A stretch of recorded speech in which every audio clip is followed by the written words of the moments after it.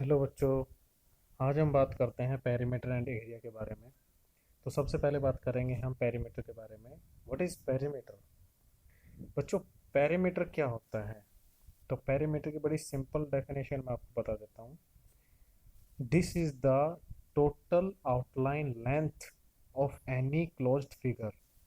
जी हाँ बच्चों, कोई भी क्लोज्ड फिगर चाहे कोई भी हो, उसकी जो ये आउटलाइन लेंथ होती है, उस आउटलाइन जो ये लेंथ होती है टोटल, इसी को ही पेरीमीटर कहते हैं। फॉर एग्जांपल, ये जो फिगर मैंने रफली बना रखी है आपके सामने, अगर आपको इसका पेरीमीटर निकालना है तो मैं सरल शब्दों में कहूँ, अगर आप इसकी ये टोटल आउटलाइन जो देख पा रहे हैं, इसकी लेंथ फाइंड आउट कर लें, यानी कि ये टोटल लेंथ कितनी है, तो इसी को ही परिमाप कहते हैं, यानी पेरीमीटर कहते हैं। हिंदी में इसको परिमाप कहते हैं। पेरीमीटर की बहुत से तरीके होते हैं अलग अलग फिगर के, इसको कैलकुलेट करने के, इसको फाइंड आउट करने के लिए। लेकिन सबसे इजी जो इसकी लॉजिक है, या सबसे इजी जो इसका तरीका है एक्सप्लेन करने का, वो यही है कि ये किसी भी क्लोज फिगर की आउटलाइन का टोटल लेंथ होती है। यानी कोई भी क्लोज फिगर हो, उसकी जो ये आउटलाइन है, जो इसको कवर कर रखी है, इस आउटलाइन, ये जो बाउंड्री जिसको हम कह सकते हैं, इसकी टोटल लेंथ को ही जो है पेरीमीटर कहते हैं। फॉर एग्जांपल, मेरे पास एक ये डायरी है। अगर मुझे इसका पेरीमीटर फाइंड आउट करना हो, तो मुझे इसकी ये आउटसाइड, यानी टोटल आउटलाइन की लेंथ, जो ये आउटलाइंस आप देख पा रहे होंगे, इसकी 4 साइड्स हैं, तो इन चारों साइड्स का मुझे टोटल लेंथ फाइंड आउट करनी पड़ेगी। तो यही इसका पेरीमीटर होगा। इस तरह से आप कोई भी आप एग्जांपल ले सकते हैं। कोई डस्टर ले सकते हैं, या फिर कोई बुक हो सकती है, कुछ भी। या कोई आपके पास ऐसी कोई भी थिंग, जैसे आपकी कोई पढ़ने वाली कोई भी बुक हो स्कूल की, या कोई भी स्केल जैसे होता है, छोटी छोटी चीज़ें, ज्योमेट्री बॉक्स होता है। तो सभी का तरीका एक ही है कि अगर आप उसकी आउटलाइन की टोटल लेंथ फाइंड आउट कर ले, तो उसका पेरीमीटर होता है। आइए देखते हैं अब आगे। सबसे पहले स्क्वायर में। स्क्वायर एक ऐसी फिगर होती है जिसकी सभी साइड्स, जो ये साइड्स होती हैं, ये इक्वल होती हैं। यानी इनकी जो लेंथ होती है वो सभी की इक्वल होती है। और अगर हमें इसका पेरीमीटर फाइंड आउट करना हो, तो इसको भी हम इसी तरीके से फाइंड आउट कर सकते हैं कि अगर हम इसकी आउटलाइन के टोटल लेंथ फाइंड आउट कर लें, तो इसका पेरीमीटर हमें मिल जाएगा, यानी फाइंड आउट हो जाएगा। अब यहाँ पर हम लिख लेते हैं पेरीमीटर ऑफ स्क्वायर। एक और इसका सिंपल सा तरीका है, जिसको हम कहते हैं सम ऑफ ऑल साइड्स। आप सम ऑफ ऑल साइड्स भी लिख सकते हैं, कि सभी साइड्स का सम। जहां साइड अवेलेबल है जिस फिगर में, आप उसको, तो आप इजीली ऐसे लिख सकते हैं सम ऑफ ऑल साइड्स, आपका क्वेश्चन सॉल्व हो जाएगा इस तरीके से। लेकिन जहां आप किसी फिगर को आइडेंटिफाई कर सकते हैं, पहचान सकते हैं, तो वहां कोशिश कीजिए उसको उसी फिगर के अकॉर्डिंग ही सॉल्व करें। फॉर एग्जांपल, मैं आपको यहाँ बता देता हूँ।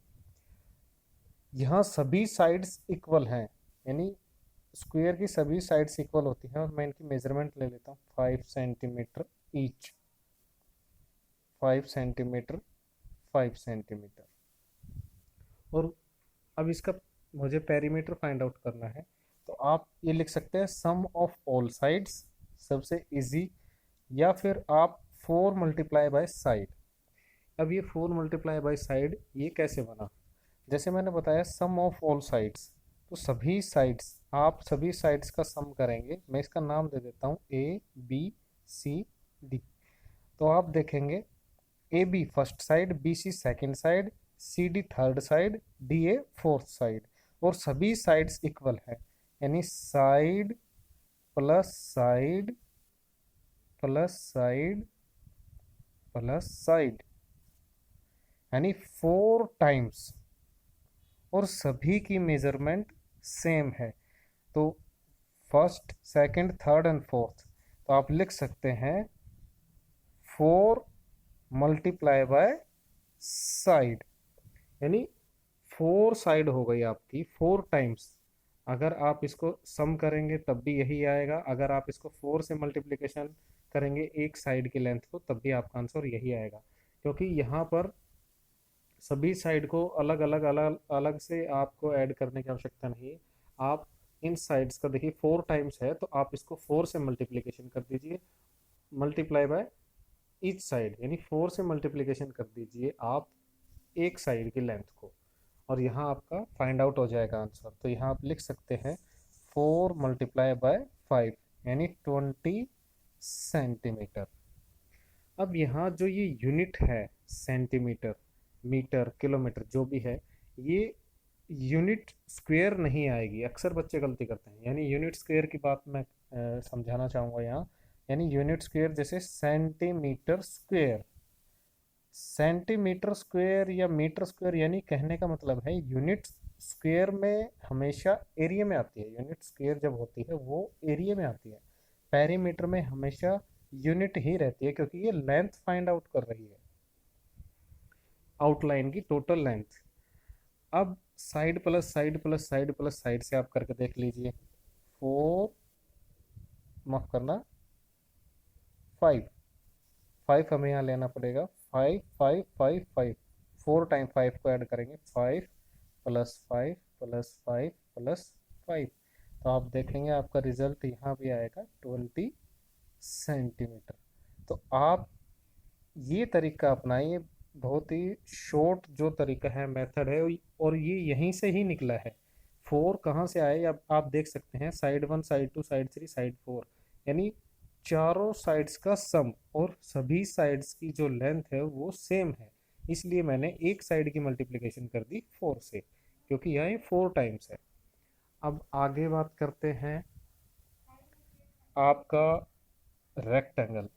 अब ये रेक्टेंगल देखिए आप, वैसे तो मैंने यहाँ बना रखा है, मैं एक और फिगर रफली बना देता हूँ रेक्टेंगल। अब रेक्टेंगल में क्या होता है, रेक्टेंगल में 2 अपोजिट साइड्स इक्वल होती हैं, यानी A B C D. A B equal होती है सी डी के, और बी सी इक्वल होती है डी ए के।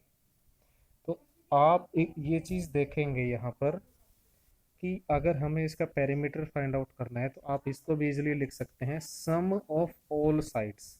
अब आप सम ऑफ ऑल साइड से करके देख लीजिए, और फिर वहां से हम इसका फॉर्मूला बनाएंगे कि फॉर्मूला इसका कैसे बनता है। पेरीमीटर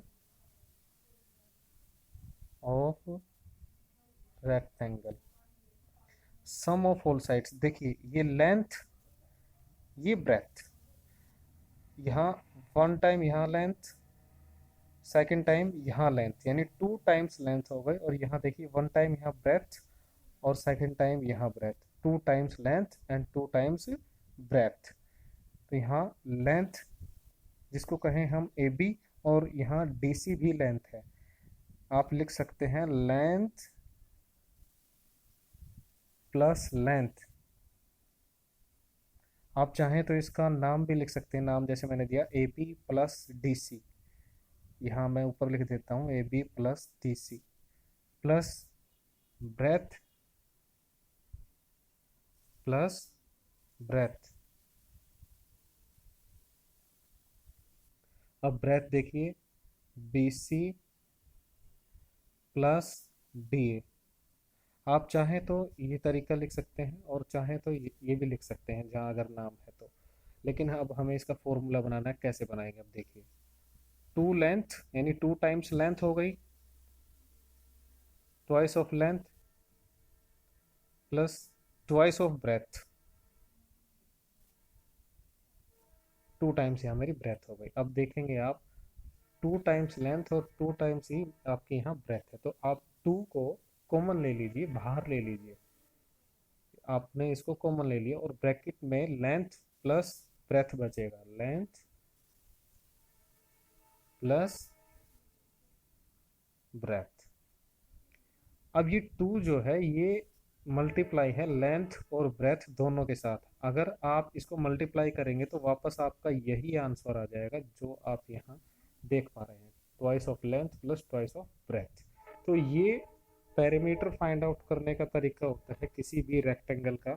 आप कोई भी वैल्यू यहाँ रख कर सॉल्व कर सकते हैं, कोई भी वैल्यू आप पुट करके यहाँ सॉल्व कर सकते हैं। मैं आपको एक एग्जांपल बता देता हूँ यहीं पर।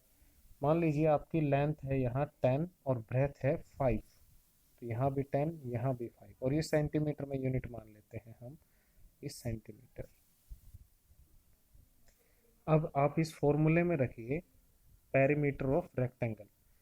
अब इसका फॉर्मूला आप है twice into length plus breadth.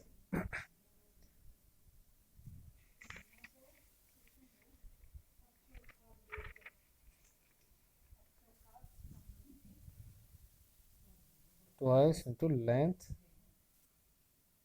Plus breadth. अब आपके पास लेंथ है 10 सेंटीमीटर, ब्रेथ है 5 सेंटीमीटर।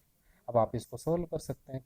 अब ब्रैकेट सोल्व कीजिए 15, और यहाँ मल्टीपल का साइन आएगा 2, और ब्रैकेट के पीछे मल्टीपल का साइन होता है हमेशा। ये आपका आंसर है 30 सेंटीमीटर। तो ऐसे आप कोई भी एग्जांपल आप सॉल्व कर सकते हैं अपनी तरफ से। अब बात करते हैं एरिया की। एरिया क्या होता है? मान लीजिए ये मेरे पास एक स्क्वायर की फिगर है और मुझे इसका एरिया फाइंड आउट करना है कि इसका एरिया क्या होता है। अब एरिया कहते हैं किसको है?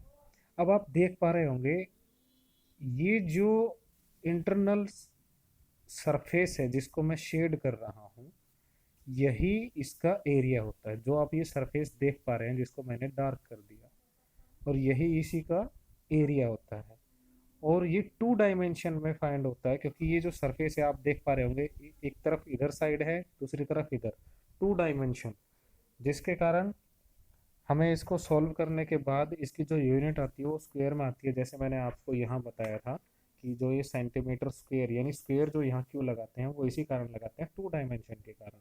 अब स्क्वायर की सभी साइड्स इक्वल होती हैं। मैं एग्जांपल ले लेता हूँ यहाँ 6 सेंटीमीटर, 6 सेंटीमीटर, 6 सेंटीमीटर, 6 सेंटीमीटर। अगर अब आपको यहाँ एरिया फाइंड आउट करना है तो आप साइड की मल्टीप्लिकेशन कर सकते हैं साइड से, क्योंकि यहाँ दोनों साइड, ये साथ में जो साइड्स हैं ये इक्वल है, यानी स्क्वायर की तो वैसे भी सभी साइड्स इक्वल होती है। अब आपको एक साइड की मल्टीप्लिकेशन दूसरी साइड से करनी है। जब आप इसकी मल्टीप्लिकेशन करेंगे तो इसका एरिया यानी कंप्लीट यहाँ से और यहाँ तक, ये जितना डार्क शेड आप देख पा रहे हैं, टोटल एरिया, इसकी वैल्यू आपको फाइंड आउट हो जाएगी एरिया कितना है। अब आप इसको कर सकते हैं solve, area of square, side multiply by side, side multiply by side. अब आप इसको एक और तरीके से आप इसको सॉल्व कर सकते हैं। सॉल्व तो इसी तरीके से हो जाएगा, लेकिन आप इसको ऐसे भी लिख सकते हैं, साइड का होल स्क्वायर, यानी इसका मतलब यही होता है। फॉर एग्जांपल मैं इसको एक्सप्लेन कर देता हूँ थोड़ी में। 2 मल्टीप्लाई बाय 2, यानी कोई भी नंबर यहाँ सिंगल नंबर लिखा होता है उसकी पावर 1 होती है, और मल्टीप्लाई में जब बेस एक जैसे हों और मल्टीप्लाई में दोनों एक्सपोनेंट्स जो ये पावर्स हैं ये ऐड हो जाती हैं, यानी 2 की पावर 2। तो यहाँ साइड की पावर 1, यहाँ साइड की पावर 1, तो यहाँ मल्टीप्लिकेशन में दोनों देखिए बेस सेम है, तो यहाँ एक्सपोनेंट ऐड हो जाती है साइड की पावर 2। तो इसलिए अब आप इसको कैसे कर सकते हैं, एरिया ऑफ स्क्वायर 6 मल्टीप्लाई 6, यानी आपका रिजल्ट आया 36 सेंटीमीटर स्क्वायर। और एरिया हमेशा याद रखना बच्चों, सेंटीमीटर स्क्वायर यानी यूनिट स्क्वायर है। यूनिट आपकी यहाँ कुछ भी हो सकती है। यूनिट से मैं बात कर रहा हूँ जिसमें आपका मेजर होता है, जैसे सेंटीमीटर, मीटर, किलोमीटर, हेक्टोमीटर, आप किसी में भी आपकी यूनिट हो सकती है। लेकिन यहाँ एरिया जब आप फाइंड आउट करें तो उसमें स्क्वायर जरूर आएगा, क्योंकि 2 डायमेंशनल होती है ये। और दूसरी चीज़ आप यहाँ स्क्वायर से ऐसे इस तरीके से भी आप कर सकते हो इसको, 6 का होल स्क्वायर, इसका मतलब भी यही होता है, यानी 6 की 2 टाइम्स, 6 मल्टीप्लाई बाय 6। आप इसको सोल्व करेंगे तब भी आपका यही सेम आंसर आएगा, सेंटीमीटर स्क्वायर। और ये स्क्वायर लगाना ना भूले बच्चों, अक्सर बच्चे एग्ज़ाम में गलतियां करते हैं जिसकी वजह से उनके मार्क्स कटते हैं, तो ये चीज़ छोटी छोटी चीज़ें आपको याद रखनी चाहिए। आगे आता है एरिया ऑफ रेक्टेंगल। अब मैं एक रेक्टेंगल की शेप यहाँ बना देता हूँ रफली। मान लीजिए इसकी लेंथ और ब्रेथ हम ले लेते हैं यहाँ 15 एंड 10। ये भी 15, ये 10, मैंने रफली बनाया है। एरिया ऑफ रेक्टेंगल,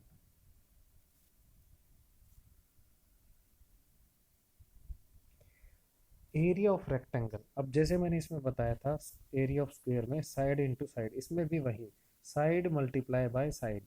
लेकिन यहाँ दोनों साइड की जो लेंथ है वो डिफरेंट है, जो दोनों साइड की जो डायमेंशंस दे रखी हैं इसकी वो अलग अलग है, दोनों की लेंथ अलग अलग है। आप देख पा रहे होंगे यहाँ एक लेंथ 15, दूसरा यहाँ ब्रेथ, यानी ये ब्रेथ का काम करेगी क्योंकि लेंथ सबसे बड़ी यही है, तो यहाँ ये ब्रेथ का काम करेगी। लेंथ 15 और इस साइड की जो ये यहाँ से यहाँ तक की जो लेंथ है ये है 10। तो यहाँ इस रेक्टेंगल शेप में लेंथ और ब्रेथ यानी लंबाई और चौड़ाई, यानी रूल इसमें भी वही लगेगा एरिया फाइंड आउट करने के लिए, side multiply by side. Two dimension है, अब टू डायमेंशनल शेप में एक डायमेंशन मेरी 15, अब आप इसको मीटर मान सकते हैं, ये 10 मीटर, ये 15 मीटर, ये 10 मीटर। और बच्चों एक और मैं बात यहाँ बताना चाहूँगा, अक्सर क्वेश्चन में डायमेंशन चेंज होके आ जाती है। जैसे लेंथ आपको दे रखी है 15 मीटर और ब्रेथ आपको दे रखी है 100 सेंटीमीटर, तो आपको सबसे पहले यूनिट को सेम करना जरूरी है। जब अगर आप इसको यूनिट को सेम नहीं करेंगे, एक जैसा नहीं करेंगे, तो आपको कैलकुलेशन करने में बहुत ज़्यादा प्रॉब्लम क्रिएट होगी। तो आप उसको जो आपके पीछे इसमें यूनिट दे रखी है उसको आप पहले एक जैसा कर लीजिए, उसके बाद आप इसको आगे सॉल्व कर सकते हैं, तो आपका इजीली आंसर आ जाएगा। अब यहाँ देखेंगे आप 15 metre length and 10 metre breadth, two dimension. अब बाकी टू डायमेंशन भी इनके बिल्कुल इक्वल हैं, तो हम इस लेंथ मल्टीप्लाई ब्रेथ इन दोनों साइड की मल्टीप्लिकेशन करेंगे। Length multiply